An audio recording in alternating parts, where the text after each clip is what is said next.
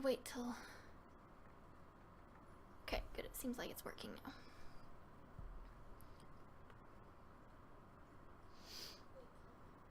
No, come on. There we go. Normally I would put the banner up, but it's not seeming to want to cooperate today. So I'm gonna just wait a moment till everybody pops on by and then we'll get started. Hi guys. Oh, and let me know if the audio is too quiet.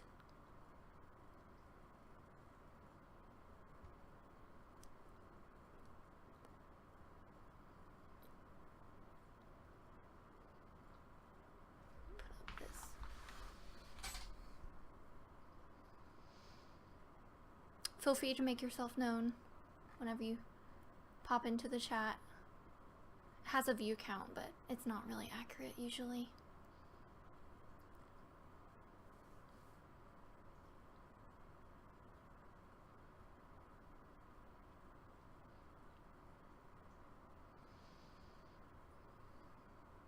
Okay. I guess I'll just get started. It's already been about 2 minutes, I think. Yeah, it's been 2 minutes. I'm sure everybody, and y'all can all watch this later if you need to. But today our live stream is going to be about all the different types of methods to using CBD.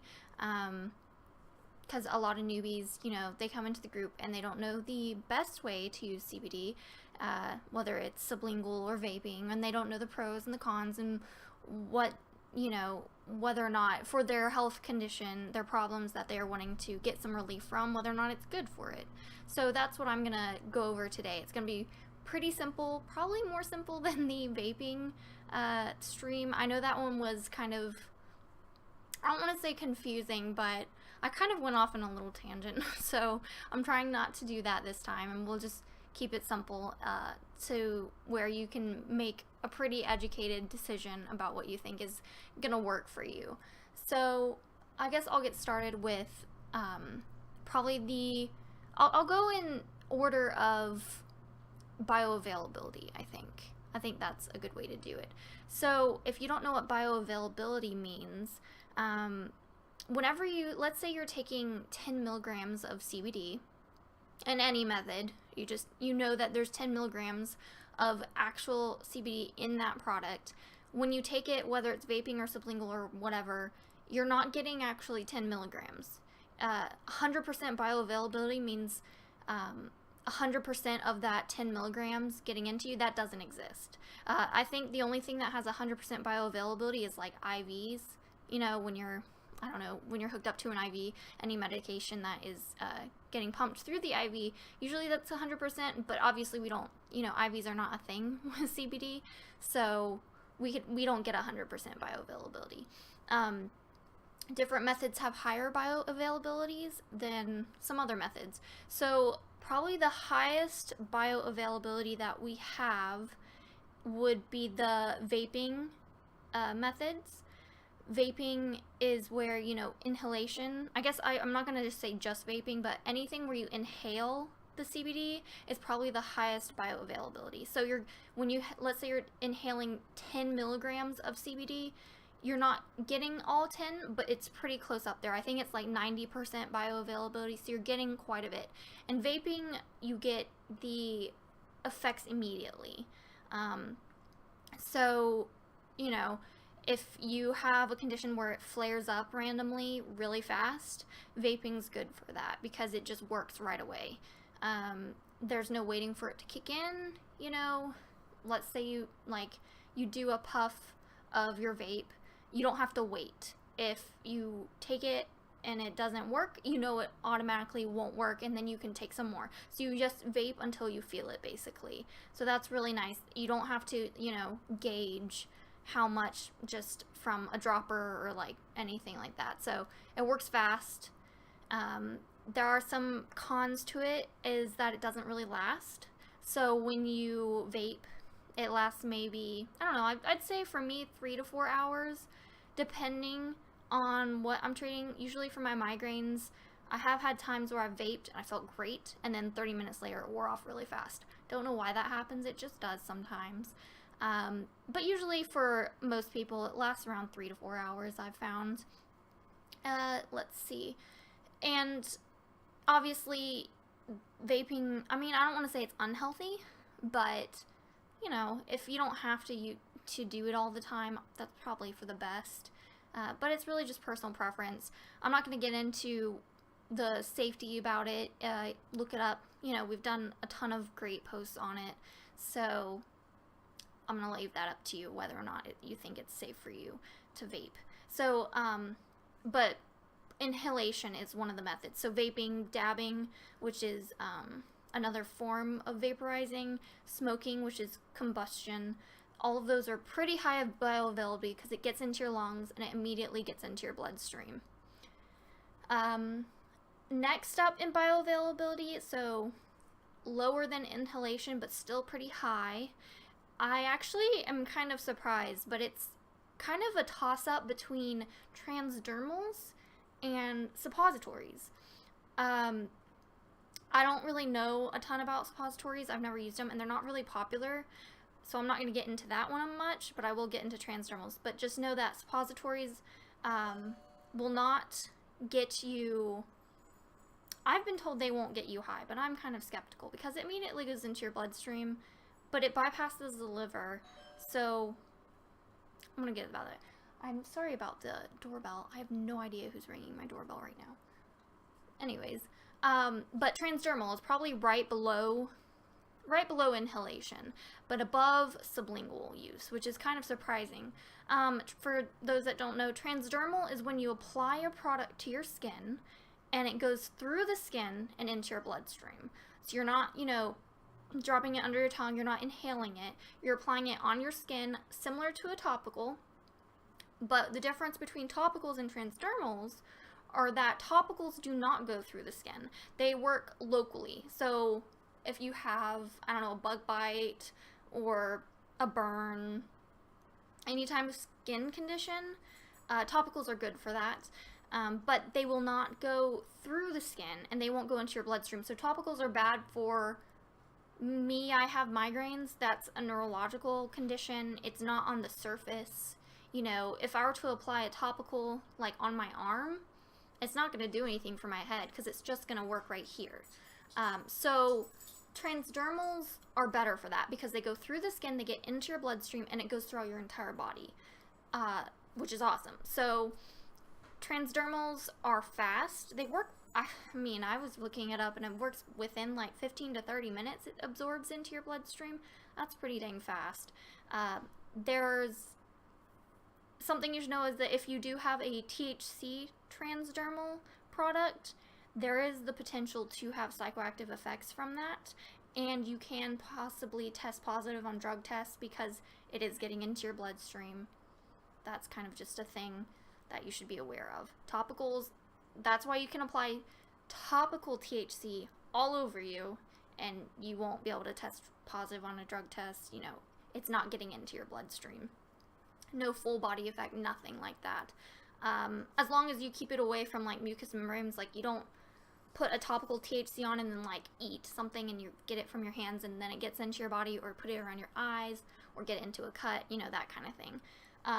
But I think transdermals are really good for maybe when you're feeling nauseous and you don't want anything in your mouth, you don't want to inhale anything, you can just apply it where the pain hurts, but you don't have to. So I like to apply it on my forehead and my temples for my migraines, but I can only apply so much to my forehead and my temples before it like won't absorb any more of the cream or whatever I'm using that's transdermal.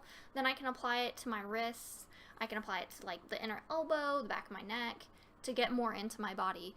So you can spread it out, but it is good to apply it like onto that spot that hurts. So like if your hands are hurting, rub it into your hands, you know, that kind of thing. The difference with transdermals is that they tend to be a bit more expensive. They're harder to find. I know we just had that Myoderm announcement about, you know, samples you could try. I really hope you guys like that because I like it. But yeah, it's transdermals are not new in the sense of the technology. We've had it for quite a while, but it's new in the sense that we haven't seen any real things on the scene. You can also get transdermals in patches. I think I know of 3 brands. Those are kind of hard to find too. And patches tend to be quite expensive. I think I tried a Mary's patch. It was $10 and it lasts for 8 hours. I mean, 10 milligrams, $10, 8 hours. That's not really a good deal when you think about it, but I understand why they have to be more expensive, because there's research that has to go into making a product actually transdermal. You have to use special chemicals and, you know, substances to make it work. So yeah, transdermals are really good for that kind of thing. They come in patches, they come in gel pens. Charlotte's Web has one. Mary's has one. Mary's Nutritionals, their THC version called Mary's Medicinals. They have a gel pen. And then the creams, the actual creams like the Myoderm one. Yeah, I think they're really interesting, and I'm excited to see what else will come out that are transdermals. Is that a transdermal THC or CBD and legal in all 50 states? Which one? If it's the only stuff legal, you know, I want to say legal in all states, is going to be hemp stuff. Hemp is just cannabis with less than 0.3% THC. So if it's hemp derived, it's going to be mostly legal. Though we've been seeing some states are trying to kind of get on to, you know, the laws about that. But as of right now, if you're in the U.S., you can get hemp products. So Myoderm is hemp. Mary's Nutritionals is hemp, not Mary's Medicinals. Medicinals is only available in select states, maybe only Colorado. So I haven't seen any in stores. I've just been seeing them online. So yeah, and you can, where can you get it? I'd say try maybe the Myoderm one, because like I said, they tend to be kind of expensive, and it sucks to spend like $70 on a product to find out it doesn't work and you can't return it. And yeah, so try a sample. Mary's does have samples, but I don't know if they have one for their gel pen. They have a sample pack, but it's, you know, you'll know pretty fast if the patches work for you or not. Let's see. So we've gone over Inhalation is the top. Tied for suppository and transdermals is below Inhalation in bioavailability, and right below that stuff would be sublingual. Sublinguals are probably the most common method people use. I think sublinguals are the best kind of middle ground between bioavailability and price and safety, you know, general safety for stuff like that, and compliance. I think, you know, especially for kids and stuff like that, people who are trying to take things all the time. Since vaping doesn't last very long, you have to do it all day long if you're intending to prevent things. I can't keep up with that. I can't vape all day long. I'll forget about it. So sublingual usually lasts 8 to 12 hours, I find, which is around what you would do for a morning dose and an evening dose. Though you can also put some, you know, midday dose if you really need it in there. I'd say that sublingual kicks in within 2 hours, I'd say. So I don't think sublingual is ideal for me for aborting migraines, like getting rid of a migraine as it starts, because, you know, I don't know, it feels like quite a long time when you're in migraine mode and you're in pain and you want relief. Waiting 2 hours can be quite a while. Let's see. What's better stuff, online or at dispensaries? I mean, if you're at a dispensary, then you're getting marijuana. I don't think I've ever seen actual hemp products in a dispensary, because they typically just don't carry them. And then some states have it where they won't sell CBD products in a dispensary. They require separate stores. So it just depends on if you need THC or not. The stuff online will be hemp. It won't have the significant amounts of THC. That's the only difference, really. Oh, sorry, I missed this one. Can a sublingual be rubbed in and absorbed as a topical for pain use? Yes, as a topical, not a transdermal, so it'll only work locally. But the thing is, make sure your sublingual doesn't have extras in it. Like my Charlotte's Web, it's mint chocolate flavored, so it has flavorings in it. I wouldn't want to put that on my skin. It's just the mint. I wouldn't do that. But if it's something very basic, where it's like hemp extract in hemp seed oil or olive oil or whatever oil, yeah, that's, you know, that's basic. Yeah, you can rub that in. You can't make transdermals yourself. I'll put that out there. Yeah, I mean, you could, I think DMSO, DSMO, however the abbreviation goes, is something that might be an option, but it's quite dangerous to use that compound, so I'm gonna leave you to do your research on that. I'm not doing that myself. Basically, it's a compound that if there's anything on your skin, it's getting into your bloodstream with that type of thing. So look that up yourself. So we've gone over, let me think, I'm trying to keep on track here. I'm a little scatterbrained today. Inhalation, then we've got the suppositories and transdermals, and then below that sublingual. Yeah, right, I was on sublingual, wasn't I? Cons to sublingual use. Probably just the bioavailability. You know, it takes a while to kick in, like I said earlier. That's really it. I mean, sublingual use is, like I said, the really good middle ground, I find. The con, maybe the taste, you know? Some people can't stand the taste. I find that as long as you really do keep it under your tongue, you know, and you're not actually, like, just dropping it in your mouth and swallowing it, which is not a sublingual use, then I find it's fine. I don't want to put anybody else by saying, you know, you're a wimp if you can't handle it. That's not the case. I've tasted some pretty nasty ones that even I've been hesitant to use. But if it works, sometimes you kind of get used to it. But there are ways you can get around it, you know, mixing it with something. I've seen some people put their sublingual stuff in chocolate and dropping that under their tongue, so you could try that. Whatever will get it into your system that will work is really what's most important. But yeah, the pros are probably that just it's a good middle ground. The cost is not too high. I mean, compared to, you know, vaping and this transdermal stuff, if you're doing something daily as a preventative, like I take morning and evening, sublinguals are going to be probably, you know, the most cost-effective method. Also, I'll save that, what I was just about to say. So, after sublingual, probably on the lower bioavailability side are oral use. So, capsules, gummies, you know, edibles, where you eat it, it goes through your digestive tract and then hits your liver, you lose a lot of bioavailability that way. So it takes the longest to kick in, probably up to 3 hours. I'd say it's not too long. I've heard of people, you know, they get hit by it within 30 minutes, but typically it takes longer to kick in, especially the capsules. Capsules definitely take the longest to kick in, but the effects when they do kick in will last a really long time.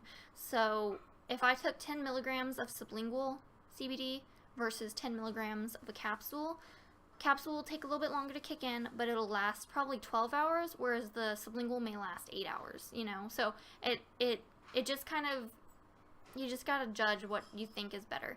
And also, if I'm taking 10 milligrams of sublingual, but I want an equivalent dose as a capsule, I'm going to have to take more. 10 milligrams, you know, the bioavailability of the capsule is lower, so I'm not actually getting all 10 milligrams. So with sublingual, I think it's like 50 to 60% bioavailability. Don't quote me on that. It's very close to that, though. Capsule is like 5 to 10%. It's way down there. But it's easy. It's just a pill, you know. It's quite delicious, you know, if you get gummies or edibles, you know, baking it into things like my chocolate bar recipe, or making brownies, cookies, you know, you can isolate and bake it into stuff and eat it all over whatever you want to do. So it's easy to do. And I guess I don't want to say that they're kind of more expensive, but it varies. Generally for me, I've found how much I would have to take to be equivalent to the bioavailability of the sublingual use. It's not cost effective, but everybody's different. So if it takes like just 1 pill per day, you can find, 30 pills for $30, and that's quite inexpensive. So that's something where you're really gonna have to just compare. Make sure you're comparing per milligram, the price per milligram. Let me read. My brother is suffering from nerve pain. She drank both oil and topical. Nerves, that's one thing I'm trying to learn. I'm trying to get more research. So for conditions where you're talking about the nerves, topical versus transdermal, I'm not really sure which one would work better. Obviously transdermal will get deeper into the skin and through the skin, as I was saying, but topical is still pretty dang good for it. I think topical is pretty okay for nerve problems, but I would definitely, mix probably an oil with the topical. You can mix and match to find what works. It's really hard to say, exactly what will work for you. I know we say this a lot, everybody's different, because everybody is different. I can't, really give an exact dose to say what would work. And I've noticed it changes over time. I started at 5 milligrams per day, and I increased to 50 milligrams over the course of a month, and now I'm back down to like 25 milligrams a day. It just varies. Let's see. Okay. Take CBD capsules and THC capsules, both 20 milligrams. What can I do for pain management and a flare-up? Like I said, flares are really good to manage with the vaping and inhalation methods because they work very fast. I would say maybe even the transdermal, because while it's more expensive to find transdermal products, if you're using it relatively sparingly, and especially with that condition, I would say transdermals are really nice to apply. I don't have those conditions, but my nerves in my scalp, whenever I have like a migraine, it tends to extend right down into here and here and kind of down into my face a little bit. And transdermal, when I apply it right there, it just kind of loosens everything, and the staticky electrical nerve feeling, I don't know how to describe it. It's a really nice effect that relieves a lot of that. So I think for nerve conditions, transdermals are really good, topicals, stuff like that. 5 milligram pills, how many take to work? Well, since bioavailability is so low for capsules and pills, I'm hesitant to say 5 milligrams wouldn't work, but I mean, you're just gonna have to try. Try 1, see if it does anything. Then next day, try 2. If it did nothing. And that's why we say start low and build up, because it varies between all the methods, bioavailability. Like me taking 50 milligrams sublingually, I do not need that when I'm vaping. You need like barely any to get an effect when you're vaping. That's why you can use such small amounts, and that's why vaping products usually are lower milligrams, because it doesn't take much, because the bioavailability is so high up there. Would dosage for transdermal product follow the same as sublingual? The thing with dosing for transdermal is it's pretty high, right? Like I said, it's higher than sublingual, and it seems to be from all the research I've read about, numbers to numbers comparison. It seems higher, and it kicks in faster. So I think with transdermal you'd use less. It's really hard to say. I use less, definitely, when I'm doing transdermal, applying it to my face. Like the Myoderm is 7 milligrams per pump, and I'm using, a couple 3-ish pumps, so it's really, that's less than what I'm normally using sublingually, and it still works. I just ordered my first vape set. How many milligrams do I start with? Well, vaping, I know you said I mentioned that usually vape products have lower milligrams because it takes a lot less to get an effect because of bioavailability is so high. But the problem with vaping, knowing exactly how much you're taking at a time is really hard to judge. You almost can't, because it depends on the temperature. It depends on exactly how much liquid it's sucking up into your vape, into the coil. It depends on how long you inhale.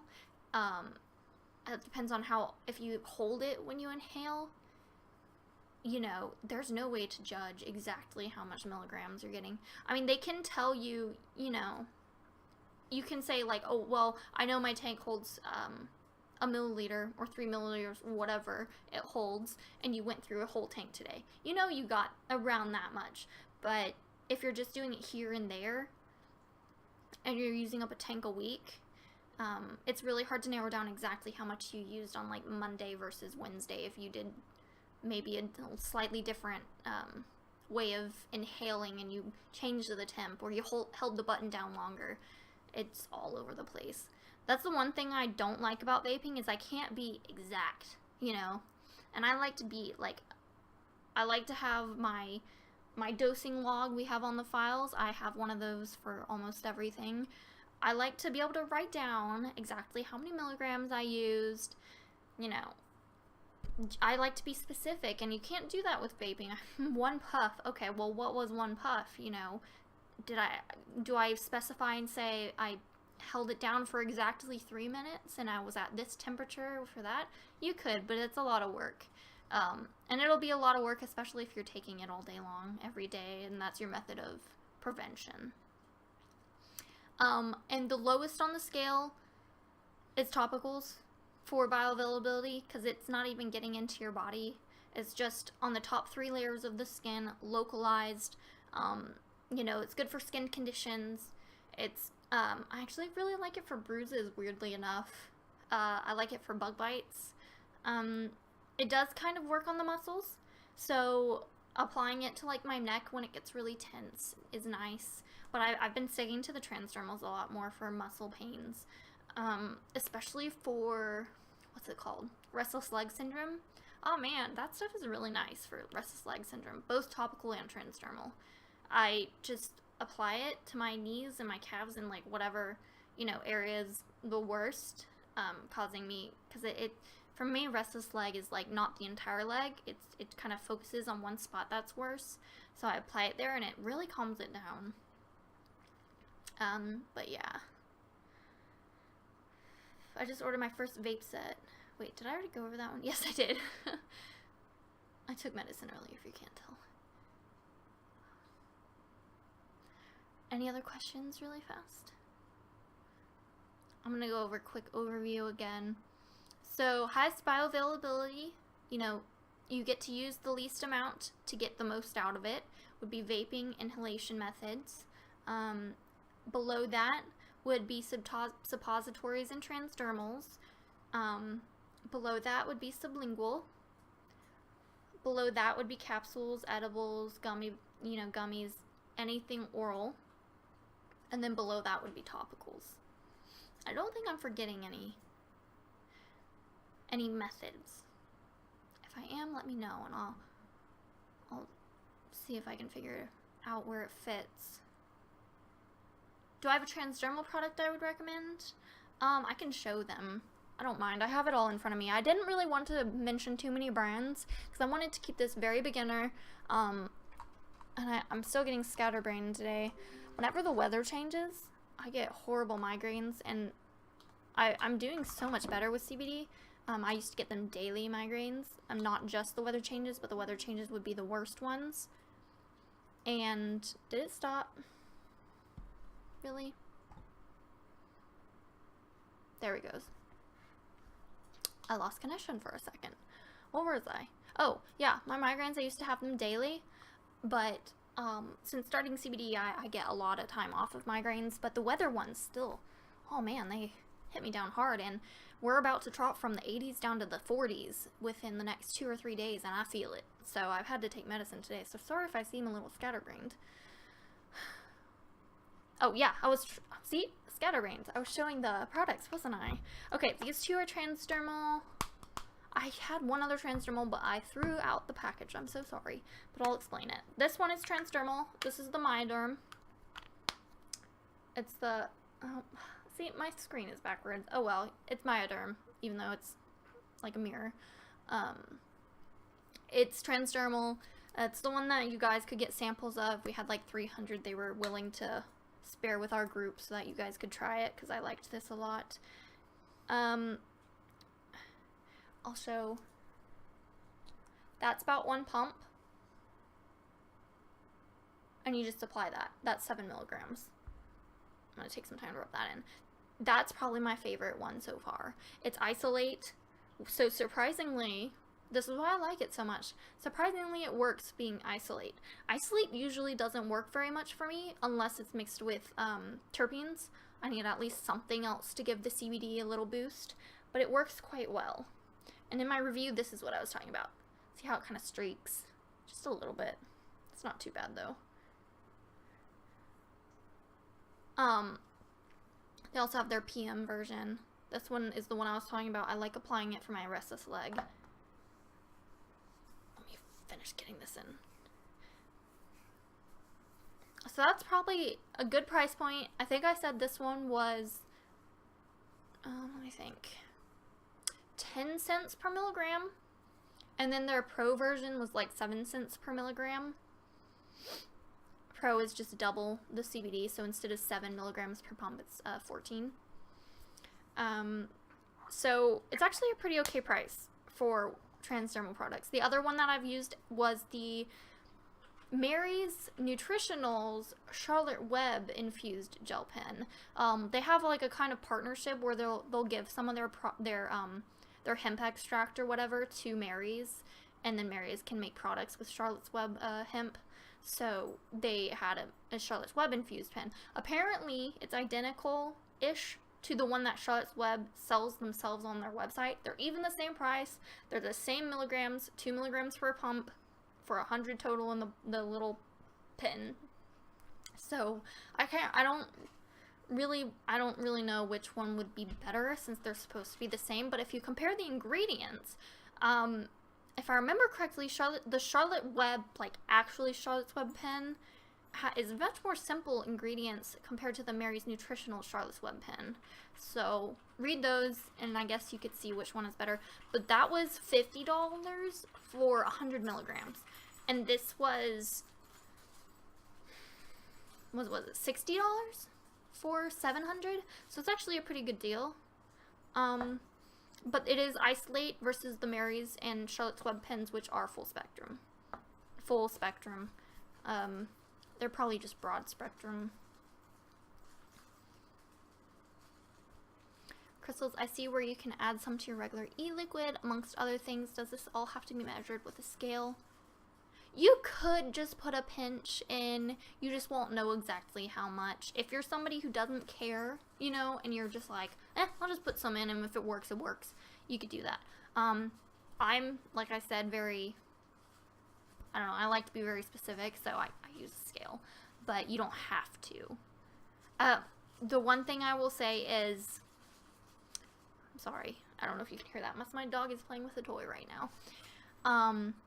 The one thing I will say is make sure you start very small adding it in, because if you add too much, it can recrystallize, and you don't want that. So make sure you just start low, because when you add too much, you know, you can't take it back. You can't take it away. Thoughts on the Plus CBD oil company? I think it's a good starting brand, and I've heard their balms, like their topicals, are actually really nice. I do notice, I haven't tried it, but I do notice that a lot of people move on from them eventually. Probably just because their products typically aren't super strong in terms of the milligram content. So a lot of people are like, need the strongest, the most concentrated products out there, so they move on. But it does work quite well for quite a few people. It's trustworthy. It's a reputable brand. I'll say that much. It's fine. I'm pretty sure yeah, I have it. I added it to the extended reputable list that's on our files section. It is on there. For anybody watching, we do have more brands than just the pinned post. I'm always trying to vet brands to figure out what is good, what is safe, you know, what is okay for you guys to use. That is actually, it works, you know, from general feedback I get. And so I'm always adding brands to that extended list.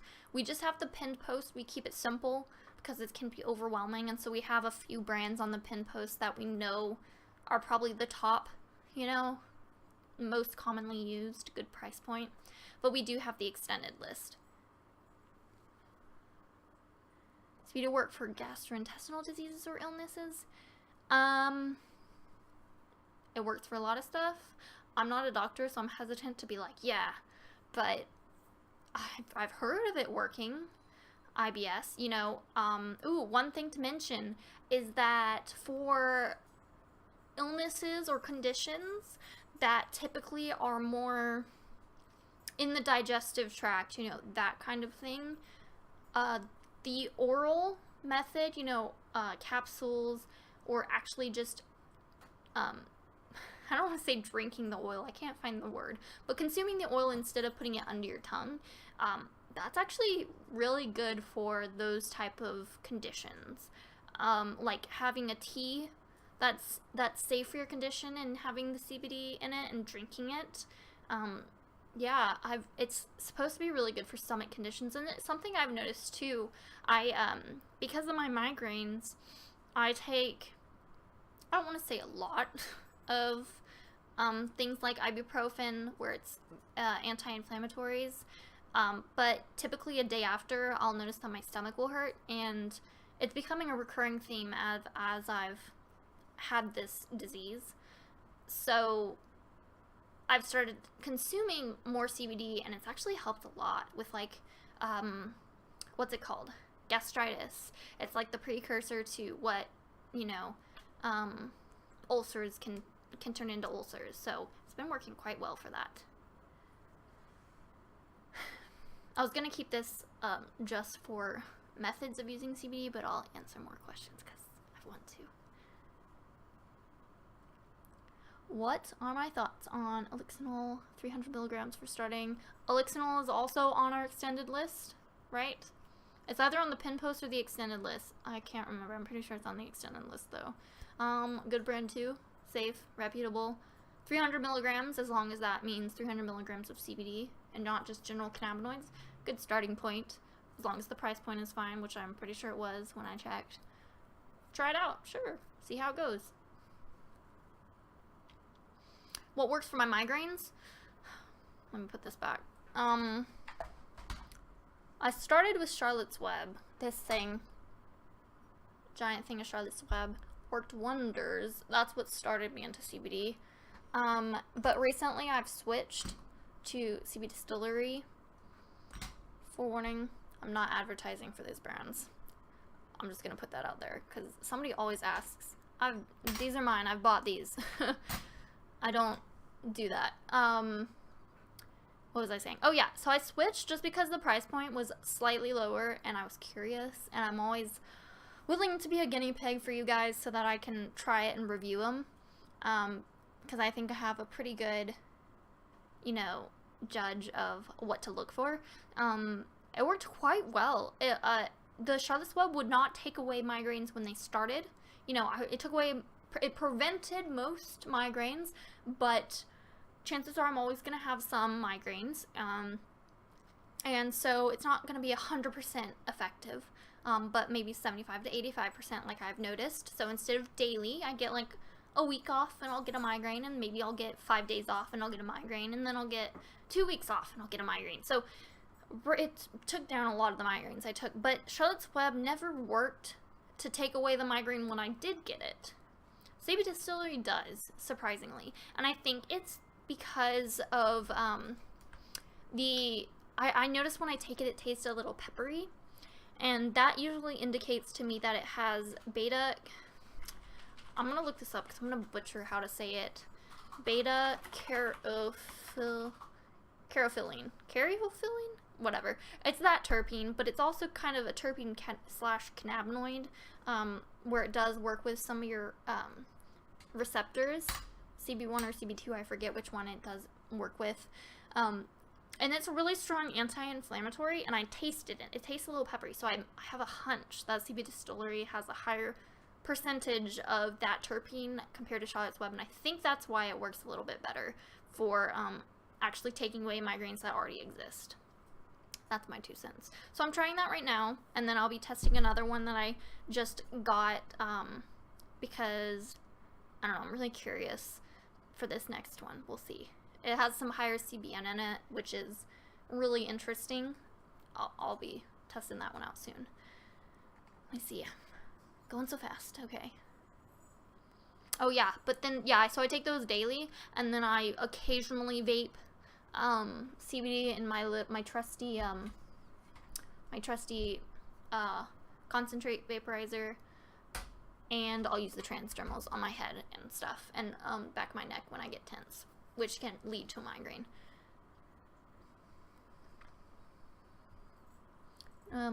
Catch on the chat. I heard a lot of complaints about how horrible it tastes, and I'm considering vaping unless there's something that I can tolerate. I have to have something strong. For taste, for the oils that I've tried, so I can't really comment on other brands' taste. Charlotte's Web probably tastes the best. The mint chocolate. It's, don't expect to be eating a thin mint, you know, but it covers a lot of the dirt, hempy, I don't know what to call it, taste. Charlotte's Web does not taste like the pure CBD extracts and the oils that the other brands I've tried taste like. Charlotte's Web did a pretty good job of covering the taste, so I think that one's pretty good. The olive oil, I did try the olive oil Charlotte's Web, also quite good, but it tastes like I'm drinking olive oil, and I can't get around that, so I switched to the mint chocolate. Sorry about the airplane flying over. But these, despite the fact that it doesn't have any flavoring, it's kind of one of those things where it works, so I've come to actually like the taste. I know it works, so when I go to take it, I'm like, I don't know, it's like a mind over matter kind of thing. It kind of makes you like it because you know it works.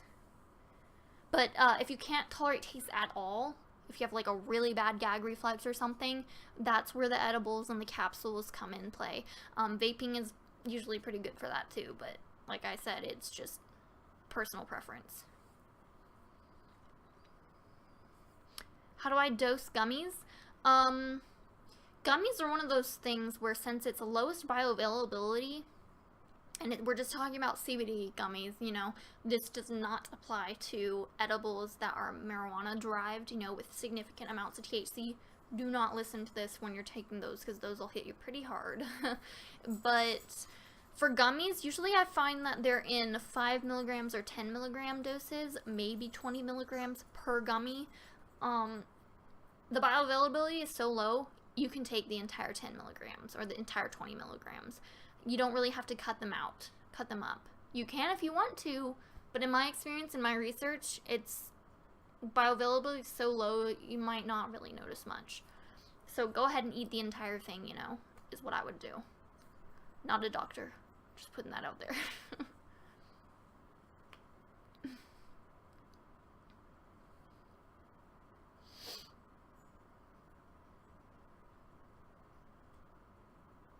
I see. Getting caught up. Sorry about my chair, I keep swirling it.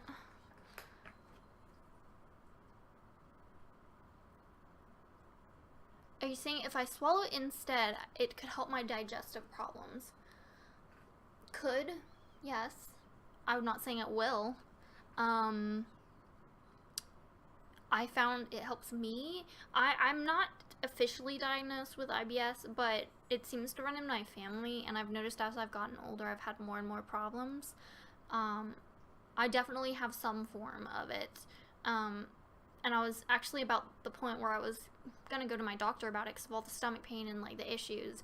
But since I've started CBD, a lot of that has calmed down. I don't really get nauseous anymore. I don't get the stomach pains anymore. I don't. I just don't really have those issues. It's the cool thing about CBD is it's your endocannabinoid system. It's kind of like a whole body system.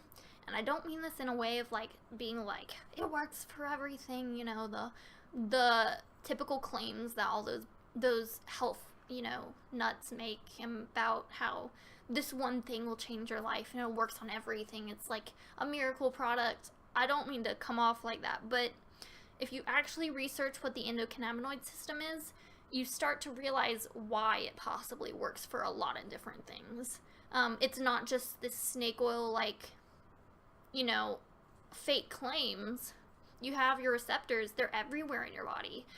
If it's thrown off your system, you know, CBD in general and all the other cannabinoids, which all have their own benefits, you know, it just really kind of fills the gap and it starts making things kind of work together. So, you know, it makes sense why, if it works on my migraines, I no longer get nauseous, because nausea can be a symptom of my migraines, you know, so it's kind of hard to judge exactly what it's working specifically on, or if it's working because it's kind of like a tag on to another condition that it was originally helping. So, yeah. I was gonna, let's see, I was gonna show, can't find it though. I wish I had saved some of these other things so I could explain. But yeah, any questions, any other things? I know. You could say hi to my dog. I'm just gonna, very professional, I know, but she's adorable. Say hello. Hi, puppers. This is Holly. She's adorable. Okay.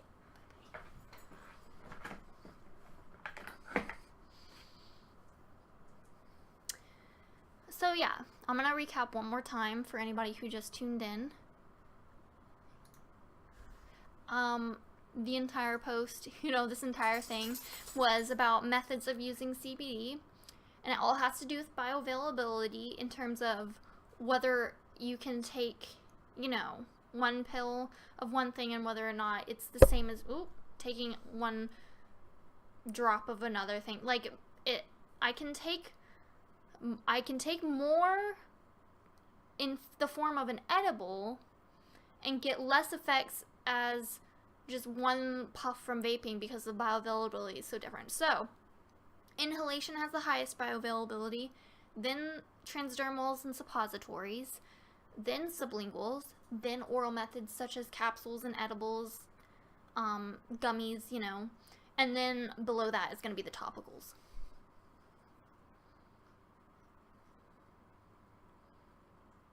And maybe I could show examples of every single one except for the suppositories, because I don't have any of those, or the edibles, because, well, I mean my chocolate bar tutorial, but that's in my fridge and I'm not gonna. So these two are examples of topicals. This one's a salve, this one's like a cream, body cream. You use them the same way, you know, apply it to where generally you have the muscle pain or the skin condition.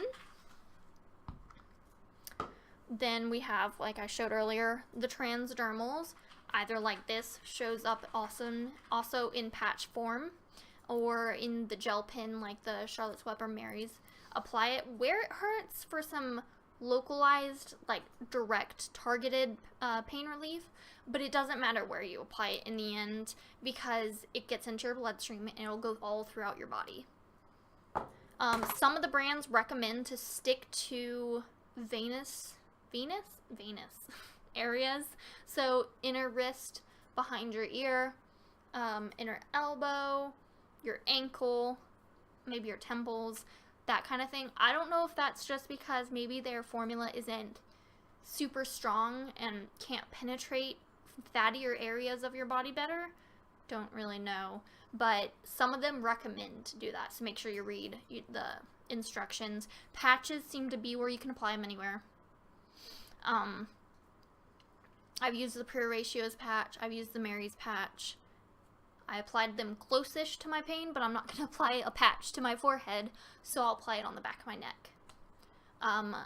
For sublinguals, I've got oil, another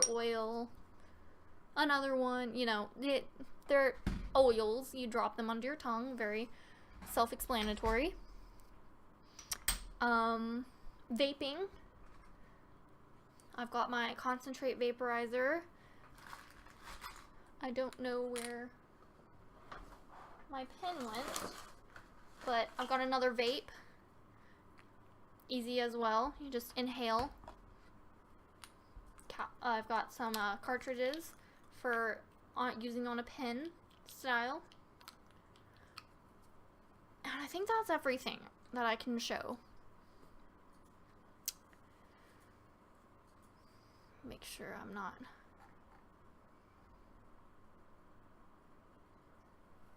Of course. See, I hate Facebook sometimes. Everybody's chatting and it won't let me, like, scroll. So, you guys have been talking to me for, like, the past 10 minutes, I'm sure. I'm not even seeing it because it won't auto-scroll. Let me follow through and read. So, vaping, yes. Vaping gets into your system the fastest. And yes, you'll be able to watch this again. It'll auto-save the stream on actual Facebook, and then also it'll be uploaded to our YouTube, and I'll link that. Can I recommend a vape set? I'm just using this Kangaroo-Tech. It's a Subbox Mini C. It works. Other than that, for concentrate vaporizer, this is mine. It's a iStick Pico. The battery itself is the iStick Pico, and then this concentrate atomizer is called a Sayonara by Humboldt Vape Tech.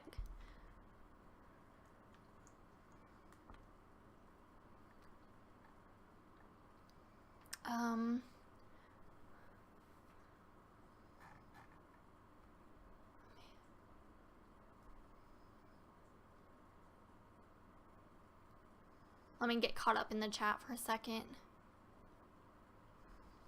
So if I use a full spectrum CBD oil 2 times a day and I add a CBD isolate oil, is the isolate extra dose? Are you saying just taking the oil, you know, in addition randomly throughout the day? Yeah, I guess that would be an extra dose. The one thing I will mention is, yes, you can mix methods. You can take a capsule and then later in the day you can take a sublingual dose. I take sublingual daily and then I vape randomly when I need to. And I use the Transdermals. You can't really overdo it. You can take too much at the beginning, you know, if you're new to this. So I would stick to one method at the beginning, see how it works, and then add in others. I don't want to say, just don't buy a tons of products and then, like, go ham and try all of them all at the same time, because you never know which one exactly is doing the most, you know, working the most for you.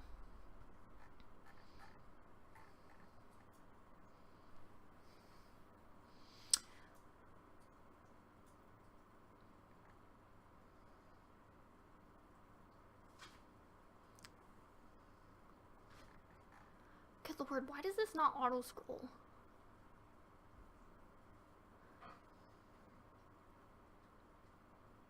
Can you smoke shatter in a vape? Yes, as long as it's a concentrate vaporizer. You cannot have it in this type of vaporizer, which is the liquid tank.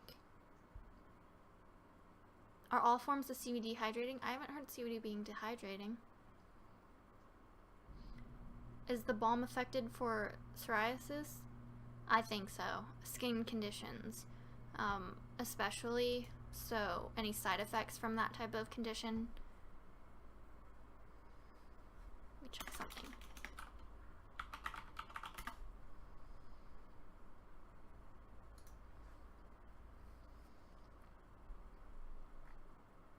What brand of tincture do I like? Well, I mentioned the Charlotte's Web. That was the first one I tried. Really liked it.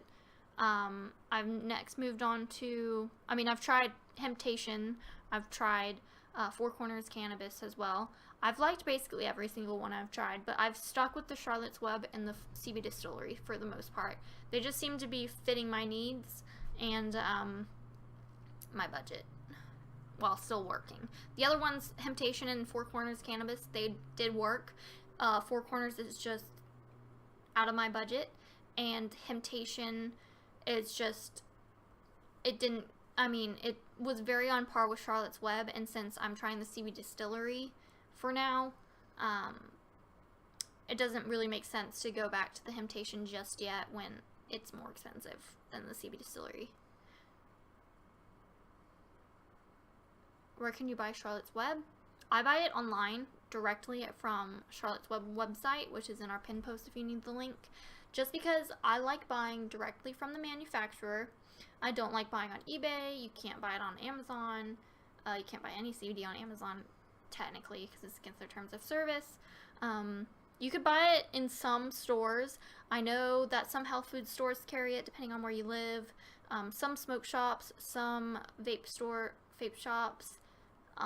I find that sometimes they tend to be more expensive, and if I buy directly from Charlotte's Web on their website, you get the discount with Realm of Caring for their 100 milliliter bottle of the Advanced, which is the one I buy. So I get a discount, and then also you earn points on your purchases. I think it's $1 per point, so every dollar you spend you get 1 point, and when you have over 100 points you get like $15 off, I think, something like that. So if I get that extra, and free shipping, it doesn't make sense to spend more just to get it locally. Is the atomizer the same as vaping? Yeah, so my vape video explained this more, and I'm not going to get into it super much, but the atomizer is just what basically melts the concentrate in here, which is this stuff. It's the, oh man, it doesn't have a see-through bottom like all the rest. It's that stuff. That's concentrate. It just melts it. That's what the atomizer does. Vapes technically have something called a clearomizer, where it's just, the difference is that this soaks it up, whereas this is just direct contact where it melts it. So this is technically not the same type of vaping. Neither of them are combustion. They're both vaping, but it's a different method, whereas this is a liquid and this is not.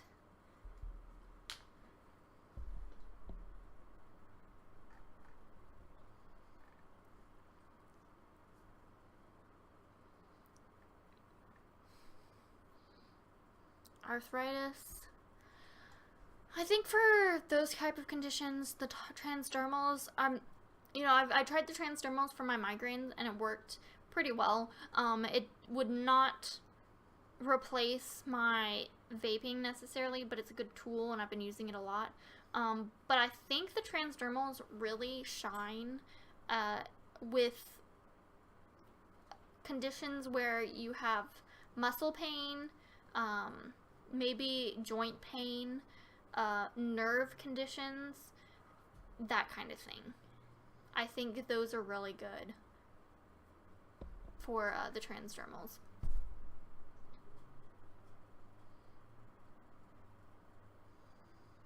The vape videos on YouTube, which is not, you can't search for it. We have kept it private so far, but I'll probably turn it off. But we have a YouTube channel. I make the videos, and you can find it. You'll be able to find it on there.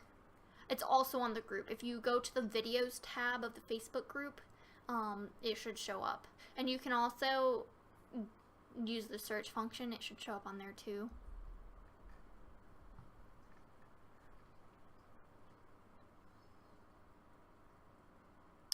Most bioavailable, I'll go through it again.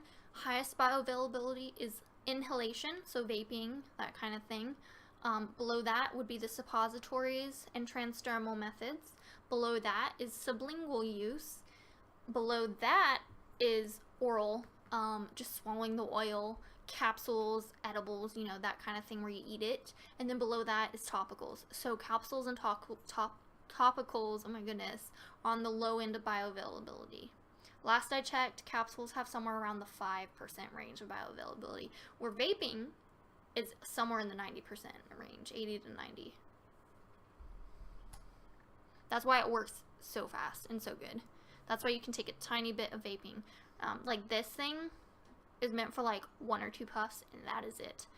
Whereas something like this is, I don't know, 5 puffs.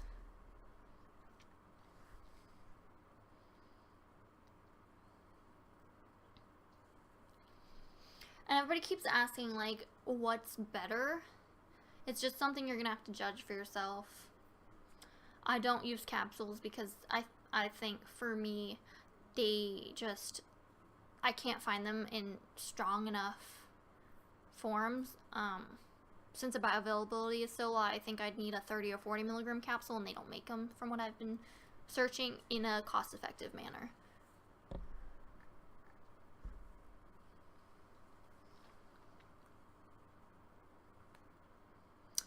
Yeah, let me compare. So the difference is that you load this every single time. So I load a tiny amount in this, and you use it up, which is probably like 2 or 3 puffs. You have to constantly load it. It's so concentrated. You get so much in one puff that you have to keep that it's just, it's not meant for you to suck on this thing all day long. This is not concentrated, not compared to this. You know, this is not in any additives. The stuff I put in here is CBD and terpenes. Like, there's nothing else. Stuff in here typically is in a carrier such as VG or PG, so it's a little diluted, and a whole tank is probably going to be like 50 milligrams to 100 milligrams, whereas a tiny amount I put in here is probably going to be 50 to 100, and I'm getting that much, you know, in one puff, so it's a huge difference. All of this is legal in every state for the most part. I say for the most part because we've been hearing some stuff about some states are like really cracking down and changing their laws.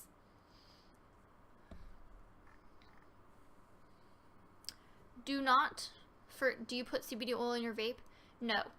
You do not put oil in vapes. A lot of brands keep calling them oils, so I'm going to try to specify the difference.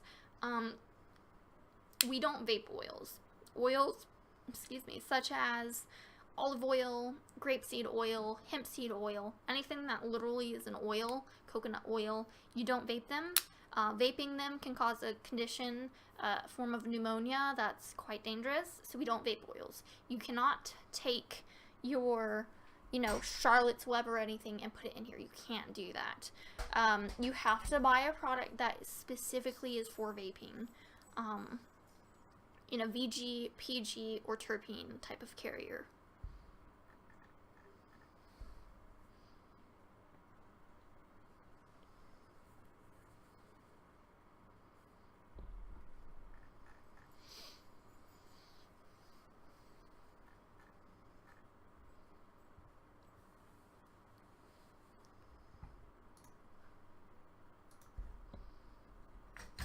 Let's see. Any other questions? We're going on an hour, so I want to keep this one short compared to like the 2-hour stream I had for the vaping stuff. Vaping liquid, for actual liquids, I've only used one refillable, and it was Four Corners Cannabis, and it was quite nice. It just didn't really hit my needs, I guess.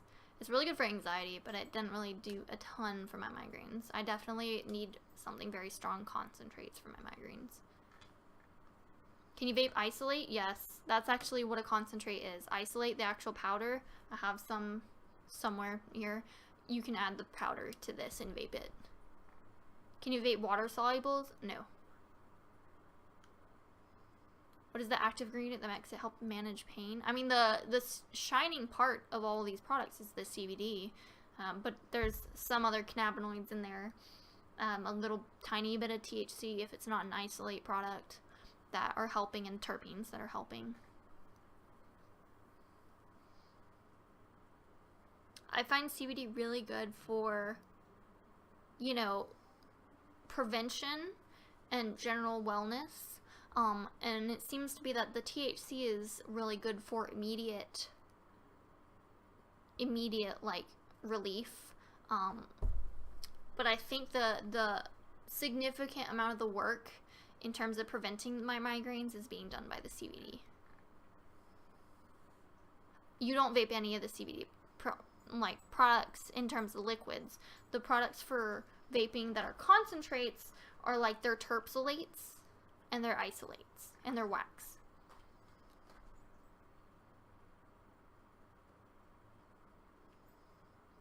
THC is psychoactive, CBD is not.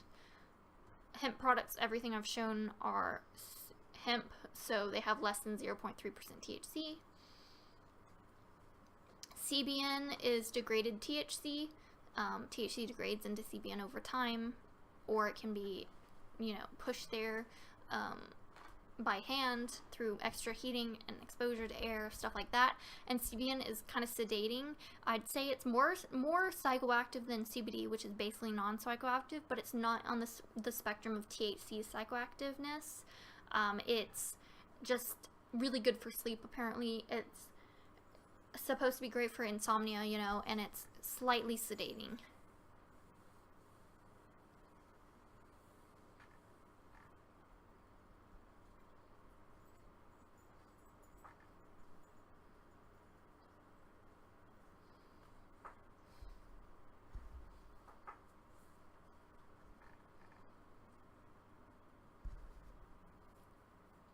So yeah, none of these products that I've shown have significant amounts of THC, so it's definitely not really the THC doing the work in these.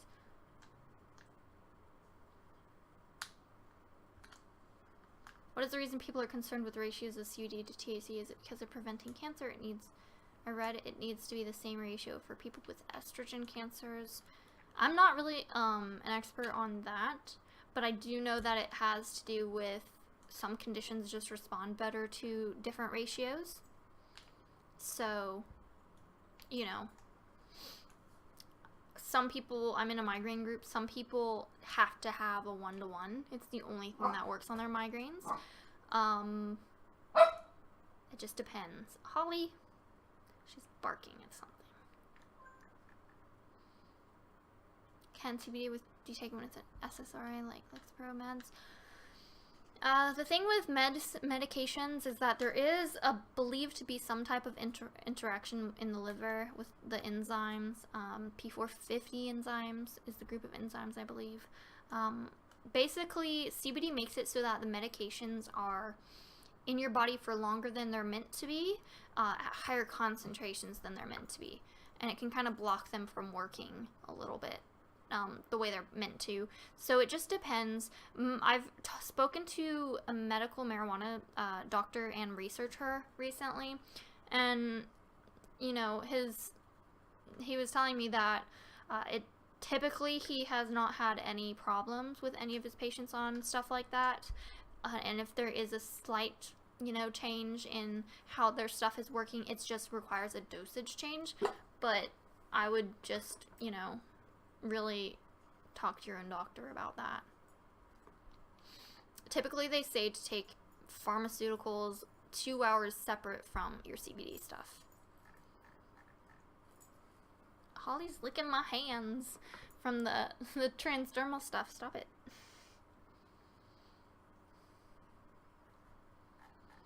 Oh my goodness. She won't leave me alone. Come here. Come here. Nope. She's left because she's a dog and she is acting weird. Stop. Okay. Oh gosh. Ow. She has to sit in my lap sometimes, so I'm just gonna keep her there.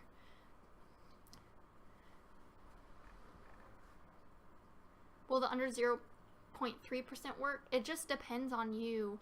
I know everybody hates that because they always want an exact answer, and I can't really give you one. We're all super different. There are some people that they need like 5 milligrams a day, and for some reason that works on their migraines, and I need 50, so everybody's super different. Terpenes are found in Sorry, she's chasing a light right now. Terpenes are naturally found in cannabis. They're kind of like the extracts of cannabis in forms of, like, think of them like essential oils.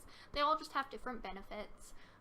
Some are really good for nausea, some are antibacterial, some are anti-inflammatory. They just are part of the entourage effect where everything is working together. Sorry. Stop.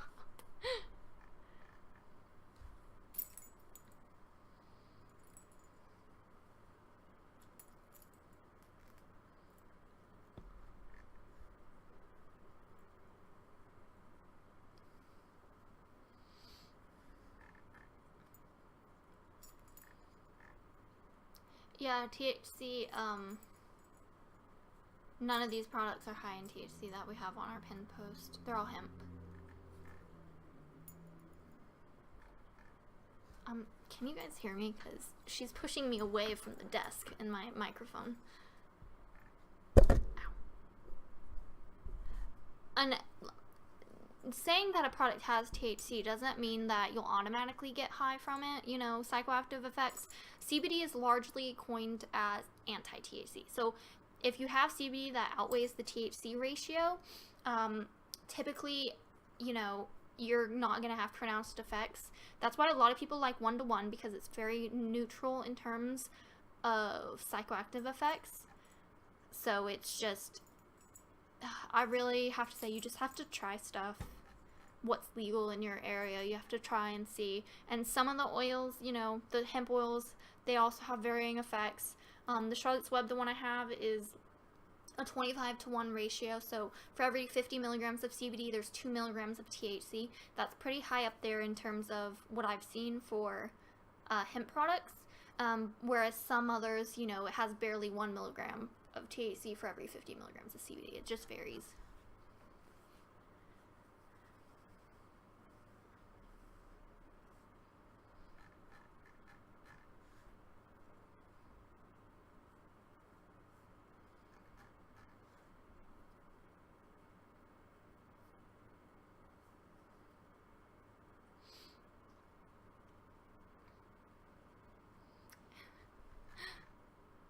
Is 1 to 2 a good start of CBD? I'm assuming that means CBD. 1 to 2 what? Is it THC to CBD or CBD to THC? I'm assuming the CBD is going to be the 2 part. Good start. Like I said, I'm really hesitant to say yes or no. You just gotta try.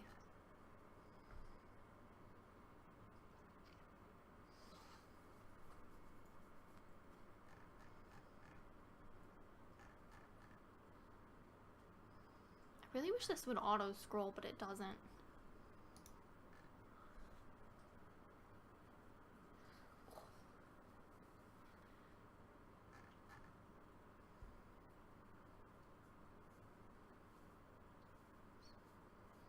She's adorable. She's stealing the show, isn't she? Ow! She's trying to squirm because she can see my face on the screen over there, and she's staring at it instead of actually looking at me. She loves to watch screens. Charlotte's Web is not 1-to-1, it's 25-to-1. 25 milligrams of CBD to 1 milligram of THC. It's hemp, it's still legal. Possible to build a tolerance to? I've heard either way. I've heard that there was one study done and that there showed no evidence of any, you know, need for a tolerance break. But then one of the medical marijuana doctors I spoke to said that they find that people need tolerance breaks. Maybe it just varies between person to person.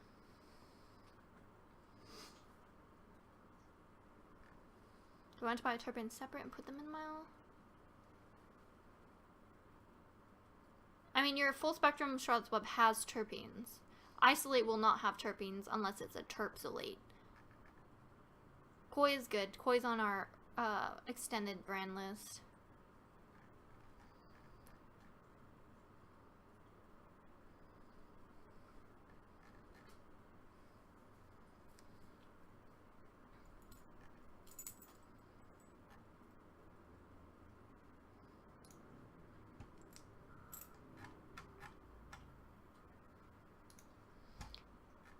Okay, 5 more minutes and then we're gonna shut off the stream. So if you have any extra questions, let's get them through because it's getting kind of long. I always intend for these to be short, and then I'm like 2 hours later answering everybody's questions. I can't help myself. I want to help.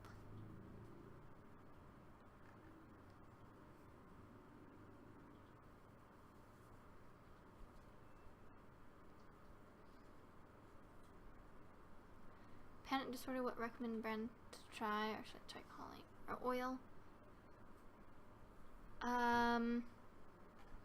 I'd really recommend, I'd say for anybody asking me now about what conditions brands or types would be good for, is I'd really recommend making a post, because I'm hesitant to recommend something when I don't have your condition and somebody else might.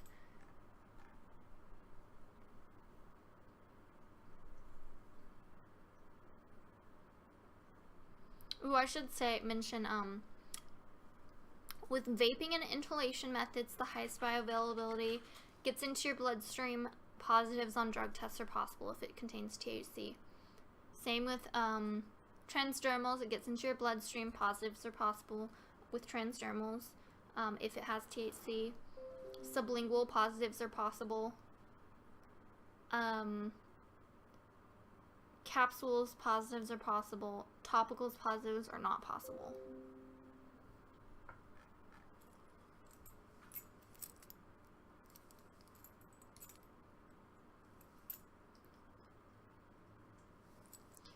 Dosage based on weight, height. It can be, but really, the reason why we say start low and start slow is specifically because it's hard to determine it.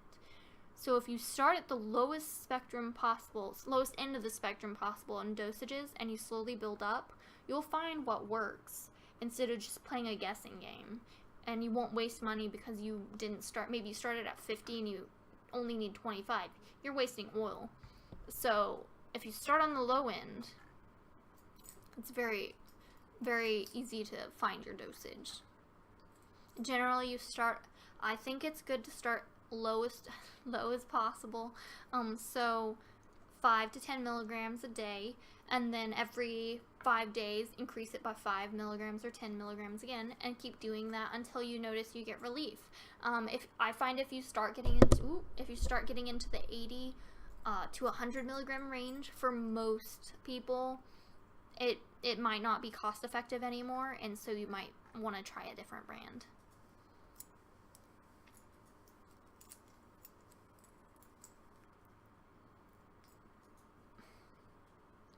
Alright guys, I'm gonna wrap this up. Thanks for watching. If you have any other questions, you can always message me and I'll try my best to answer. Don't forget that, everybody's different. So when you're trying to figure out what works, just keep that in mind, that someone might take something that won't work for you, whereas you might try some obscure brand and suddenly it's amazing, And that's part of the problem, is that a lot of people will try 1 or 2 brands and they never work, so they give up. And I understand, it can be expensive, but there are so many different strains out there and so many different products that it really does take, some time to find what can work. I got really lucky in that my first one worked, but not everybody's like that. So thanks so much for watching. I really enjoy doing these. Sorry if I go on tangent and be scatterbrained, but Holly says bye-bye. Hi. She's still staring at the screen that's playing my face over there, so I can make sure I'm doing in the screen. But bye, Holly. Have a nice night, you guys.